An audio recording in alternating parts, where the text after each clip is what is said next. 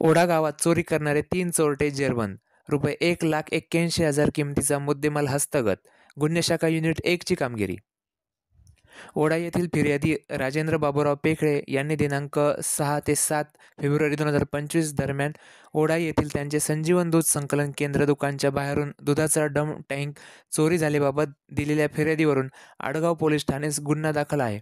याबाबत युनिट क्रमांक 1 चे पोलीस अधिकारी व अंमलदार सदर गुन्ह्याचा तपास करीत असताना गुन्हा घडले ठिकाणी भेट देऊन तेथील CCTV फुटेजची पाहणी केली असता त्यावरून सदर चोरी करताना मालवाहू वाहन वापरल्याबाबत माहिती मिळाली.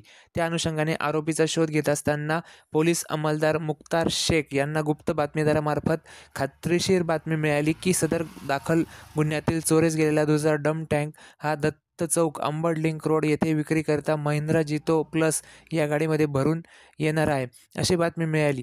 सदरची माहिती वरिष्ठ पोलीस निरीक्षक मधुकर कड यांना दिली. त्यांच्या मार्गदर्शनाखाली गुन्हे शाखा युनिट 1 चे पोलीस अधिकारी व अंमलदार यांनी दत्त चौक अंबड लिंक रोड येथे सापळा लावून महिंद्रा जितो गाडी क्रमांक MH15GV 0144 पकडली असता त्याबाबत त्यात बसलेल्या वाहनातील इसमाचे नाव गाव विचारले असता त्यांनी त्यांचे नाव महेंद्र देवीसिंग बागुल वय 19 वर्षे राहणार अंबड लिंक रोड नाशिक. 2. मनीष मदन सिंग वय 20 वर्षे राहणार अंबड लिंक रोड नाशिक. 3.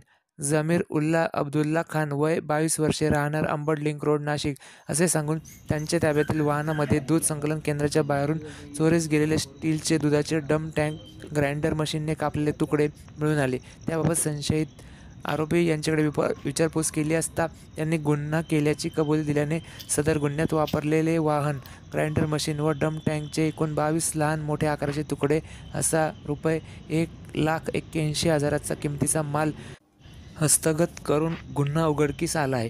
या 3 आरोपीसह जप्त मुद्देमालासह पुढील तपास कामी आडगाव पोलीस स्टेशनच्या ताब्यात दिले आहे.